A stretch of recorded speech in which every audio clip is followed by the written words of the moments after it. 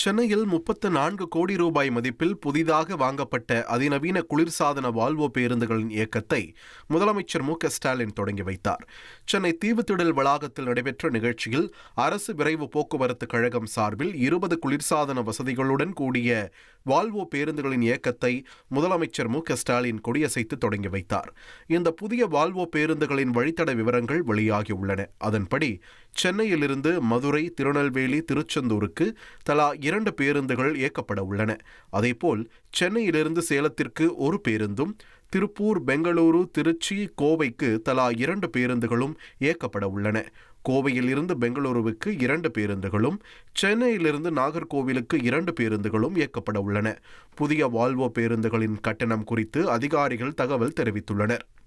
அதன்படி சென்னையிலிருந்து மதுரைக்கு 790 ரூபாயும், திருநெல்வேலிக்கு 1080 ரூபாயும், திருச்செந்தூருக்கு 1115 ரூபாயும் கட்டணம் வசூலிக்கப்பட உள்ளது.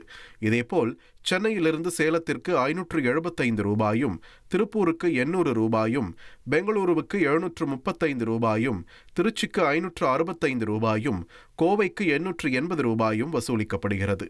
கோவையிலிருந்து பெங்களூருவுக்கு 770 ரூபாயும், சென்னையிலிருந்து நாகர்கோவிலுக்கு 1215 ரூபாயும் கட்டணம் வசூலிக்கப்படுகிறது.